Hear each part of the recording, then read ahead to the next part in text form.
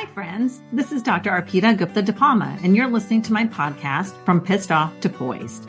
This show is for busy women physicians and professionals just like you who are ready to take control of their emotions while learning how to excel in juggling all the things they are responsible for in life. It's for overextended mamas who are trying to figure out how to work smarter, not harder. It's for multitasking women who are tired of playing the role of the angry and resentful air traffic controller, who simply want to learn how to create a life that is more calm, intentional, and joyful for themselves. My goal is to help you learn how to eliminate the overwhelm and maintain your composure in high-stress situations that you face with the demands in your day-to-day life. Because I get you guys, this was totally me. You are not alone. I invite you to embark on your journey of transformation with me. Enjoy the listen.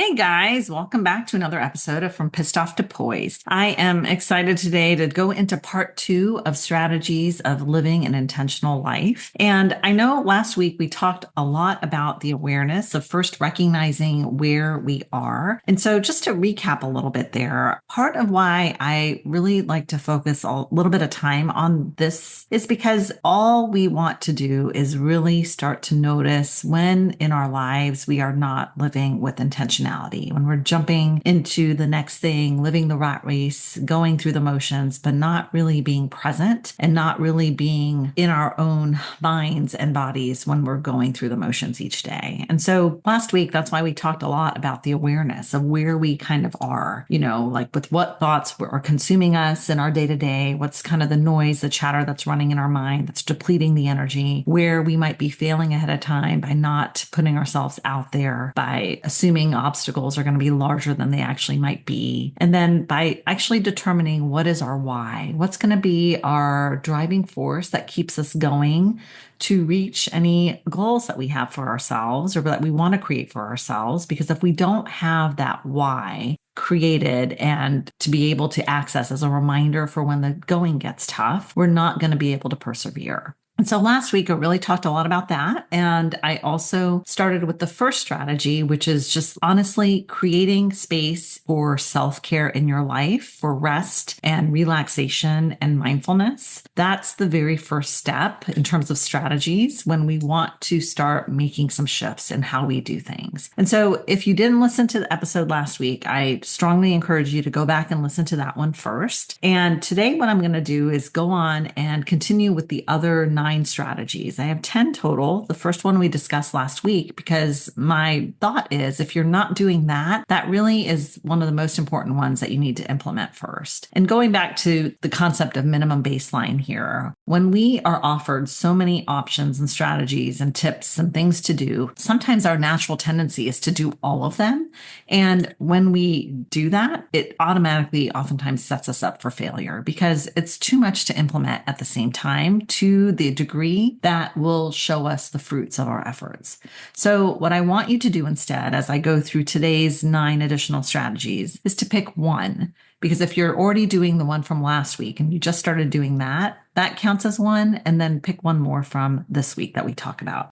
At this point in my life, I am doing almost all of these 10 strategies one way or the other, but it literally has taken me almost 3 years to slowly implement them in. And that's because I didn't want to do it all. It's just not, feasible. We don't have the time to start changing everything and putting all of these things in. But when we start to build in the mindfulness one step at a time with one tip or one task or one strategy at a time, it becomes a little bit less daunting. It becomes more doable and more realistic.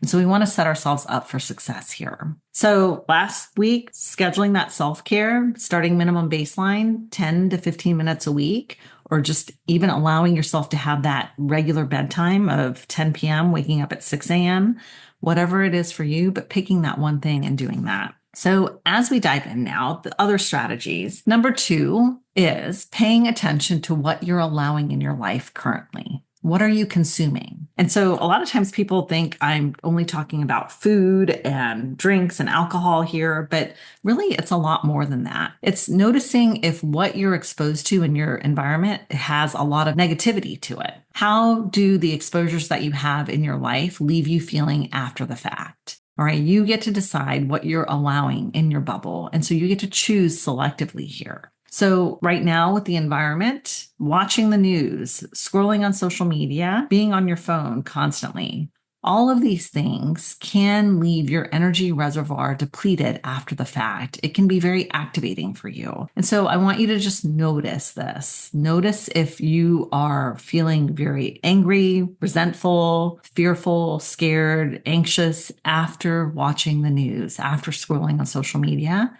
And then decide if you really need to have that in your life. Because the fact of the matter is, we don't know what's being presented out there, if it's really a fact or if it's other people's opinions.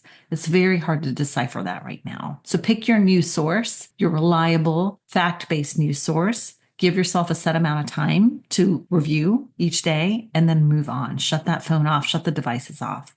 For me, this was really impactful back when COVID was happening because I caught myself very kind of surprisingly getting sucked into the doom scroll in the morning with the CNN news reports of the death toll for COVID. And what I noticed is every morning when I would listen to this, I would leave my bathroom feeling completely anxious, feeling worried, feeling that fear of uncertainty of what was coming. And I didn't need to set myself up to be in that type of space the first thing as I start my day each morning. And so I realized I just needed to stop doing it. I wasn't really getting anything valuable out of watching the death toll every morning. And so I turned it off. And it made a big difference because it allowed me to start my day with a more neutral or positive based stance. The other areas with regards to what you're consuming, we talked a little bit about the social media, right? So limiting the amount of time you're on social media or the news, but also limiting the people that you're around that are negative Nellies, noticing who you give your time to and what type of emotions or feelings you have after spending time with them. Because you don't need to punish yourself around negative Nellies. You don't need to put yourself in situations where you don't come out feeling supported, loved, and uplifting of each other 100%. You get to decide, all right? The other piece of this is the food and alcohol that we consume. Notice if you're eating a lot of processed foods, if you're drinking a lot of alcohol. These often are things that we do to help us feel better in the moment, okay? And that doesn't necessarily help us in the long run. So just noticing this as well. What are you putting in your body? How does it leave you feeling after the fact? I want you to just take a moment to notice where you're not being present in the life of yourself as you want to be because you're getting sucked into the negativity or the negative repercussions of the things that you are allowing in. And then start to make some shifts and adjustments there. So limiting the social media time, limiting your news exposure and what your sources are, limiting or adjusting the people that you're exposing yourself to in your day-to-day life, limiting the foods and the alcohol and the other items that you might be putting into your body that are not serving you well. But most importantly, on the positive flip side here is incorporating a group of individuals in your life who bring that positivity, who bring that presence, who uplift you. That is one of the most important things to allow into your life so that you're consuming some of that positivity because you are the sum of the 5 people you spend the most time with. All right. Strategy number 3, managing expectations. All right. How to say no and set boundaries with love without feeling guilty and crappy about yourself. So one of the things I like to say is I love you and no. And I would say this to my kids all the time because I didn't always want to say yes to whatever their request was, what their ask was, but I also didn't want to feel like a jerk by saying no. So I do love you, but no, you can't do that. It was my way to kindly, politely decline the kids' requests. One of the things that we do is we start to have expectations of how we should be showing up for other people because of their expectations of us. And one of the things I noticed I would do specifically with girlfriends is I was the one that was always planning events and trips and dinners and girls' nights out and et cetera, et cetera. And I was doing this because I wanted to be a part of this circle of women. I wanted to make sure I was cultivating these connections and that I had this underlying fear that if I didn't do it, it wouldn't happen or it would happen without me. And so I started noticing this and I started recognizing, what do I really want for myself? What do I want to give my time to? And so I realized the expectation had become of myself to schedule these events, put these things together. And so I had to do a little bit of a reflection to decide, where did I want to put my time here? With which individuals? How did I want to give my time? Another example I had was always planning the girls' trips. Like, I love planning girls' trips, but I realized I was doing it because that was my way of trying to be included in these activities and these events. And a lot of times it became other people's expectations that I would be the one who would be planning the trips or planning the outings and the events.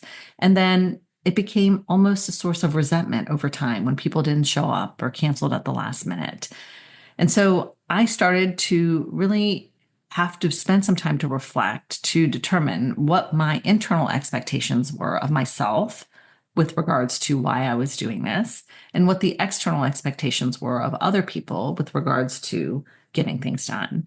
And with some circles of friends, the activities and the events continued and it's been lovely and we all contribute. And with others, it kind of faded, and that's okay. Everybody has their own reasons for things working out, for things happening, for events happening in their life. And everybody is busy and everybody has priorities. So not making it an attack against you when your expectations are not met or other people's expectations of you are not met is very important. One of the other areas of expectations that I think is really, really important that I talk about, obviously, you guys, this whole half of the series is regarding Thursday timeout and time optimization. But it's when we have expectations of other people to perform or behave in a certain way. Okay. And so one of the biggest areas here, I think, is with our life partners. And as we become more comfortable and are in relationships for longer stints of time, we tend to develop these assumptions or these expectations that they know what we want. They can almost essentially read our mind. And this is honestly the birth of resentment here, because unfortunately, we cannot read each other's minds. So it's super important to communicate effectively in advance so that you are on the same page with your partner. So one of the things I've started doing long ago was the Thursday timeout, like we talked about. But what I implemented was sitting down also with my husband on Thursday nights and saying, okay, here, this is the next week. This is what it looks like. This is where I need to be. Where do you need to be? And what things do you need to accomplish as well over the weekend, so we can work together to make sure both of our expectations are met for all of the things. That was a complete game changer, because I didn't realize how such a small minutia of communication made such a big difference with how we responded to each other. Because when we didn't do that, especially when the kids were little, I had the expectation that he would be taking care of the kids while I went and ran some errands, and vice versa. And when we didn't communicate that and both of us needed to be gone at the same time, it led to tension and frustration. So this is where communication is key. All right. The other thing you can do that I like to talk about is creating boundaries in specific situations like vacations or kids' expectations for events, et cetera, et cetera. I remember when we were younger, we would go on family vacations and we would do dinners all together every night. And it really became almost exhausting because, yes, we love our family, but at the same time, we also need our own space. So maybe for you, it's going back to reflect when you go on vacations with your family, what works for you and what doesn't, and then how can you build boundaries in to help make it more pleasurable for everybody.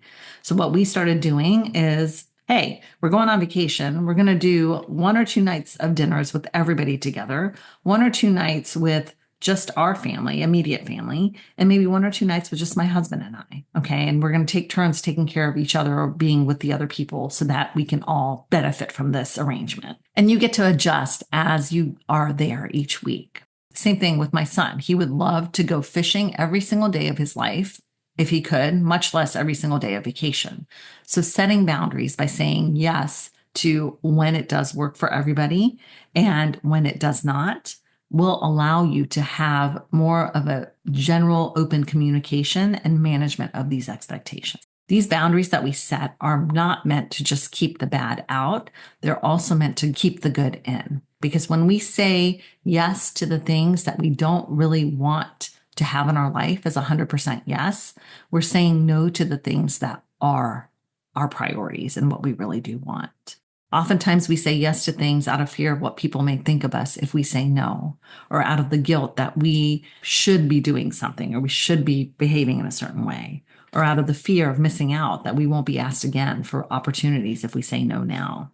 But when we say yes to the things that are not in our priorities, we are ultimately saying no to the things that are. So think about this. Where can you start to set some more boundaries in your life and say no with love?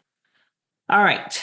Number 4, I want you to start asking for help. And I know this is going to be a tough one for many of you ladies because honestly, we want to do it all. But the reality is we can't do it all. And it's okay to ask for help, and we need to ask for help. So we need to decide when we look at the list of things on our to-do list, which things we can bag completely, which things we can barter or give to other people to share the load with us, and which things we want to just make better because we want to keep them on our own plate because we are the expert and that's our zone of genius. All in all, you cannot be the visionary and the worker bee in every area of your life. And this is where we have to hire other people to help us, okay? And it doesn't even have to be outside of your family. I hire my kids. Like my daughter does my social media graphics sometimes. She does all of my slideshows. She does my brochures and any of my graphic design stuff. She cooks for us at home when she comes home in the summer and loves to do that because she loves that artistic, creative side of creating meals. Our son does household chores and activities. He loves to be outside. So anything I can give him to do outside, he will gladly do. And I would much rather pay them than pay outside people. So notice where you can let up and give other people responsibilities in your life. Hire your nannies, hire a housekeeper, hire a yard person. Let them be in their zone of genius so that you can be in yours. And one of the other things I think is super important here is getting a coach, okay? Because when you have a coach, when you invest in yourself to get a coach, the coach is going to help you see what you can't, to work through those limiting beliefs that you have, the thought patterns that are holding you back from not being able to reach your full potential. A coach is your confidant and they're your cheerleader. They're your guide. They help you see through your own shit. And this is where I feel a lot of people are reserved with regards to putting that money and time to invest in themselves. But what you realize is when we are not able to show up as our best self, we're actually acting as a disservice to everybody around us. So keep the things on your plate that really only you can do, honestly, or that you truly enjoy doing because they bring you joy, and focus and invest in yourself and your own wellness. All right, number 5 is letting go of perfectionism, i.e. do B- work, because it is absolutely fabulous. And I think a lot of us who are high functioning women, if we're physicians, it's been groomed and ingrained in us to make sure that our quality of work is perfect because we're responsible for very important things, including keeping people alive. So we have to be very mindful if this perfectionism that we have incorporated in our life has spilled over into all of the areas in our life in a way that no longer serves us. I want you to ask yourself, who is really creating that urgency and the need for things to be perfect in your own life? My buffer, I noticed and realized with time, was overworking because I tied my self-worth to the product and the quality of work that I produced. I was worthy because I was able and capable of doing high level work. And so when I left practicing peds and I was then responsible for somehow contributing to our family, our household income, my brain said, you have to work harder to show and prove that you're worthy of all the things. And so I was setting impossibly high standards for myself where I would be working all night, double checking everybody else's work, making sure all the things were done before I would allow myself to rest. And the thing is, I never really got to rest because by the time I actually got all of the things checked off and done on my list, it was the next day. It was time to go to bed and start all over again. So I want you to maybe consider shifting towards becoming more realistic and letting go in areas where perfection really isn't necessary. Okay. Because part of this was not only does everything have to be done at work just so, but the house, all the items at home need to be perfect. All the dishes need to be cleaned and put away. The rooms need to be cleaned. The house needs to be cleaned. Everything needs to be organized. The bills need to be paid on time, if not ahead of time. It's where the perfectionism seeps into absolutely everything, where it makes you ultimately miserable. Instead, I want you to start to make some shifts where you allow B minus work in your life, where things don't have to be perfect, where you can be okay with making progress over being perfect so that you start to put your work out there before it's refined and final draft. Can you take action before you're ready and then go back and refine it later so that you're moving towards your goal rather than only putting it out there when it's perfect? This fear of not being perfect often leads us to fail ahead of time by not ever even getting started because we're scared of what people may think of us if we put out not so perfect work. So I want to offer, can you drop the worry about what other people will think about you? Because in all honesty, they're probably too busy to be worrying about you and thinking about you in the first place. And if they are, they're not your people and you shouldn't even care. All right, number 6, move your body, engage in play. And what I mean by this is not beating yourself to the ground with exercise to reach a certain weight goal or, physical fitness goal. What I mean here is picking a movement that you enjoy. Honor your body and self instead of punishing it to get an outcome. When I turned 50, I started noticing that I felt very creaky and stiff when I would get up from the dinner table or going out to dinner. I just felt like my body was not as flexible and as mobile as it once used to be. And I realized that I needed to spend a little bit more time on myself and making sure that I was being present in a way that would optimize my mobility. And so I started a morning stretch routine where I spend about 20, 30 minutes listening to an audiobook and stretching the areas that tend to be sore. We all have those areas. I have tightness in my thoracic spine. I have tightness in my hip adductors. And so when I spend some time actually nourishing these areas of my body with a stretching routine, yoga routine, it really impacts how I felt throughout the day. And so I gifted this to myself when I turned 50, and I've done it ever since. It's been a year or two, I'll say.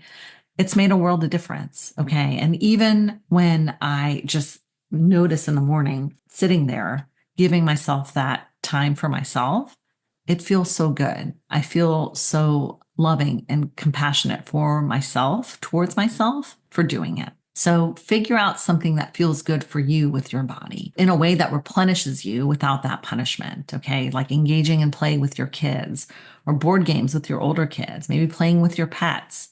Cultural events, like for us, we have Holi, we have Indian dance, Bhangra. It's so much fun, right? So you pick the thing that brings you joy. That's not just being done as a way to get a result in your physical fitness. And noticing here also that fun and laughter are not luxuries. They're really essential to our emotional well-being. They completely separate us from what is consuming our minds in the moment and give our brains a break. So how can you incorporate more laughter and fun in your life each day? And finally, with regards to your body, paying attention to your posture, right? Your body language matters and it impacts how you feel throughout the day. Notice if you're just slouching and kind of lounging around versus sitting up straight and making eye contact and smiling with people when you're with them. It makes a difference with how you feel and how you engage. All right, strategy number 7, declutter your life. I'm a firm believer that our physical space is a visual representation of our mind, of what we're thinking and what we're feeling. And so when our environment around us is a hot mess, cluttered and junked up and disorganized, it makes us feel like we are a hot mess and disorganized and we can't think straight. And so I want you to start noticing your environment around you and notice if there's a lot of clutter, a lot of noise, a lot of junk that needs to be eliminated. It's a lot of times overwhelming to think about doing this, especially if your whole entire house or workspace is like this. So the way I suggest you start is by picking one small area.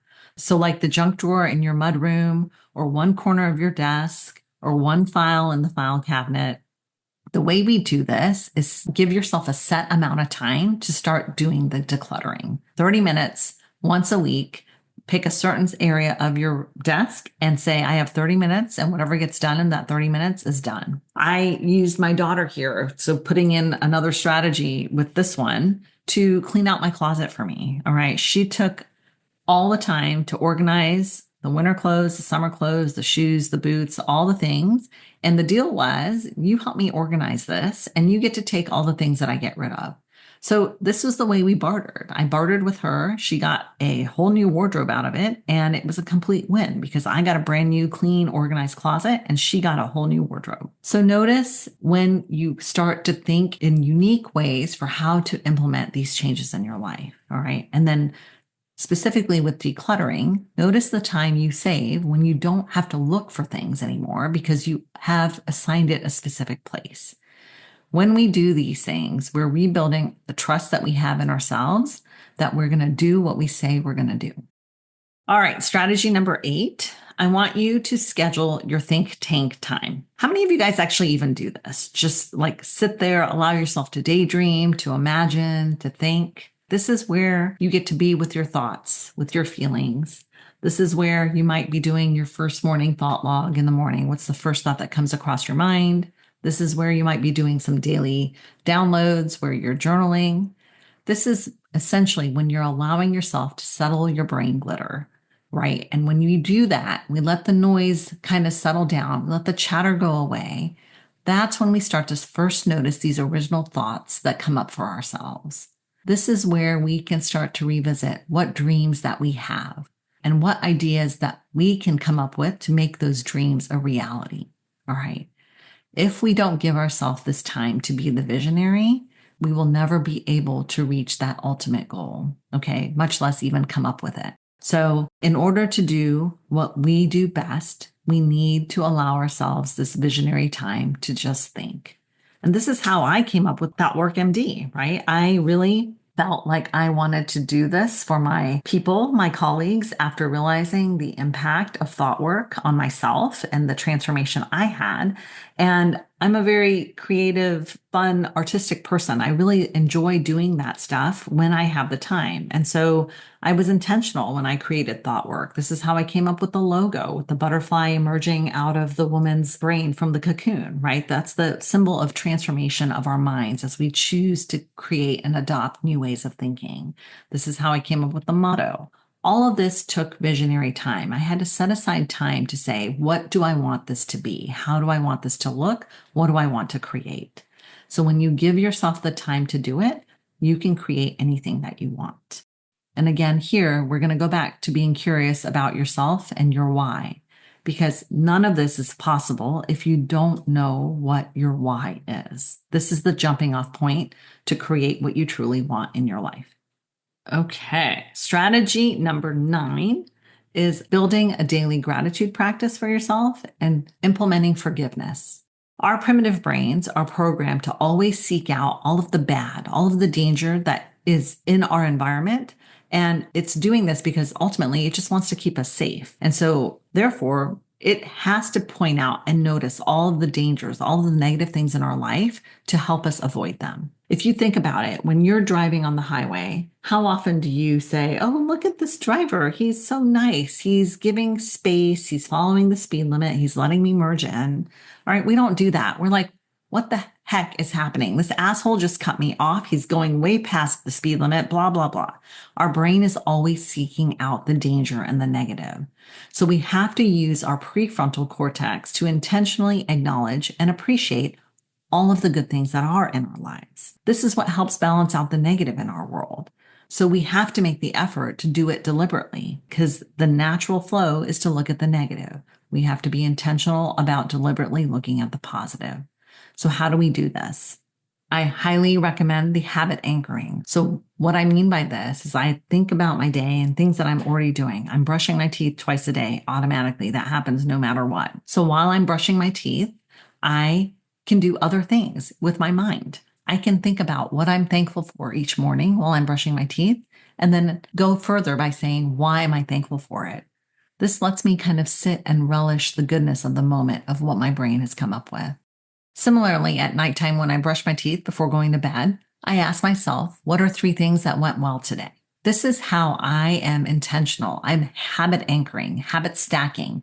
I am brushing my teeth and doing things with my mind that refocus on the positive, good things in my life because my brain has been doing its job all day of pointing out all the scary dangers to keep me safe. I want you to notice how good you feel when you choose to see these good things versus the bad and the danger. And feeling good comes in so many other ways too, right? It's with paying it forward by offering a hand to somebody, a smile, a compliment, volunteering.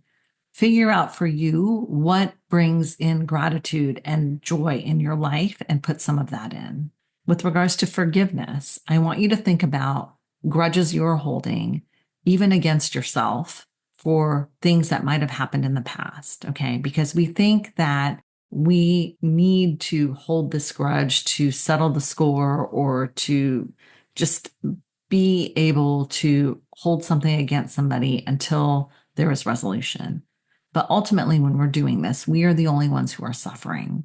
So instead, can you forgive other people and even yourself for your own sake? If it's at a point where it's really something that you're not ready to do openly and publicly and with that person yet, can you just do it for yourself internally for your own sake to help settle your tension and decrease your cortisol levels? Feeling good comes with forgiving, even if it's for your own sake.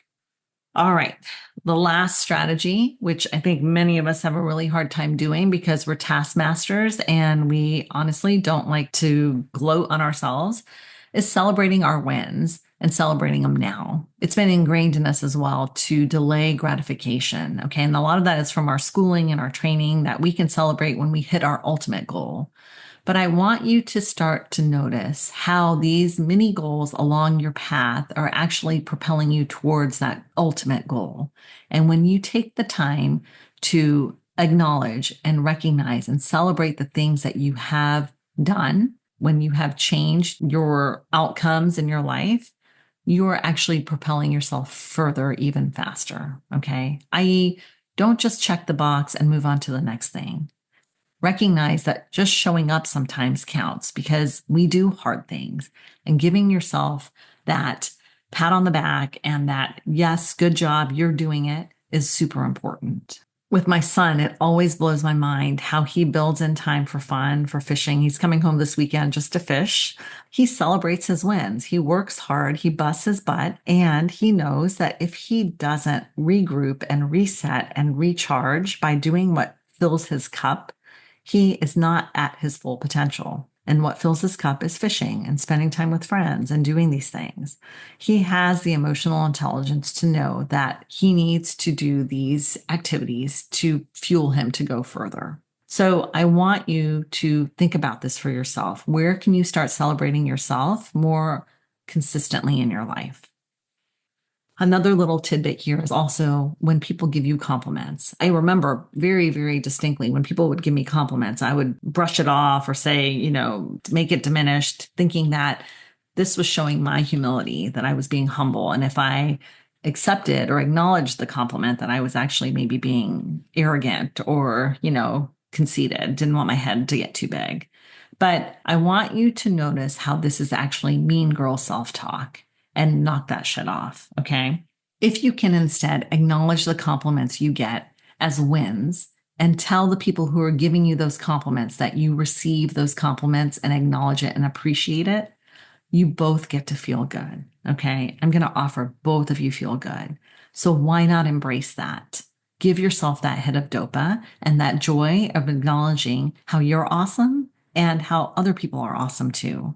And that's the difference between arrogance and confidence, right? Arrogance is I'm better than you are, whereas confidence is I'm amazing and so are you.